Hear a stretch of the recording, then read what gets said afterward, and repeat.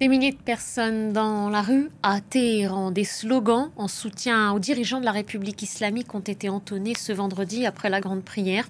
Vous le voyez sur ces images diffusées par la télévision d'État. En ce 8e jour de guerre, Israël et l'Iran se rendent coup pour coup. Côté iranien, selon un bilan communiqué par les autorités, au moins 224 personnes ont perdu la vie. En Israël, le bilan est porté à au moins 25 morts. On retrouve tout de suite Siavosh Ghazi, notre correspondant à Téhéran. Merci d'être avec nous, Siavosh. Il y a ces images qu'on vient de voir à l'écran à l'instant, images de la télévision d'État, d'Iraniens mobilisés dans la rue contre l'attaque d'Israël et pour soutenir le pouvoir en place. Et puis, ces autres images d'Iraniens, vous le racontiez plus tôt sur cette antenne, tentant de fuir le danger à Téhéran. Comment est-ce qu'on explique ce contraste assez saisissant ? Les manifestations d'aujourd'hui se sont déroulées après la prière du vendredi. Donc, ce sont des fidèles qui sont descendus appelés par le pouvoir pour manifester contre les attaques israéliennes.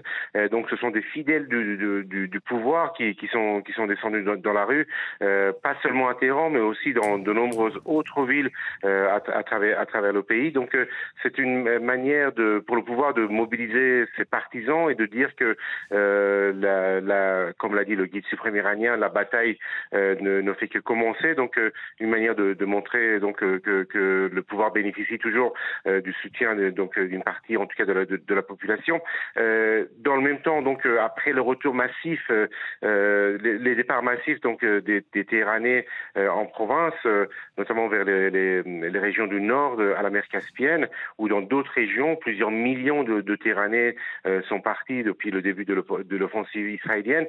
On assiste maintenant à un mouvement de retour parce que ça fait déjà une semaine et donc demain samedi c'est le premier jour travaillé de la semaine en Iran et donc après avoir passé une semaine au vert à l'abri, les gens commencent à revenir parce que finalement on s'installe dans la guerre et donc les gens se disent finalement on peut pas abandonner son travail.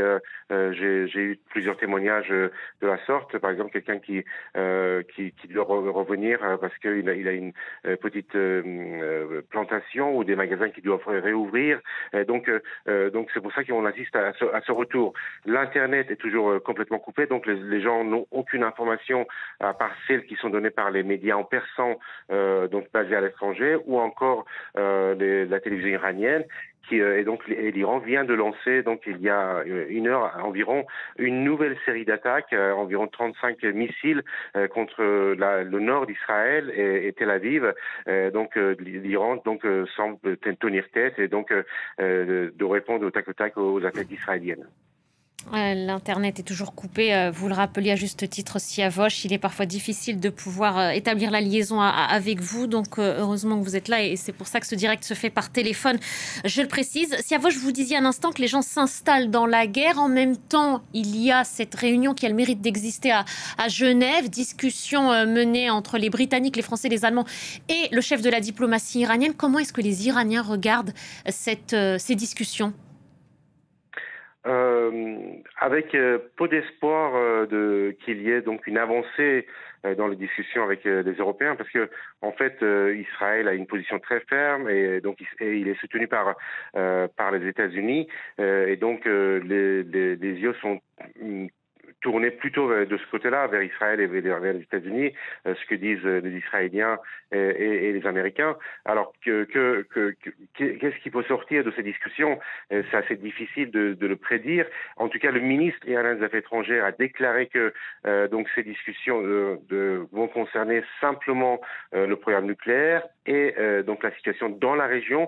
Pas question de négocier du programme balistique de Téhéran parce que il a affirmé que personne ne pouvait empêcher l'Iran de se doter des moyens de se défendre.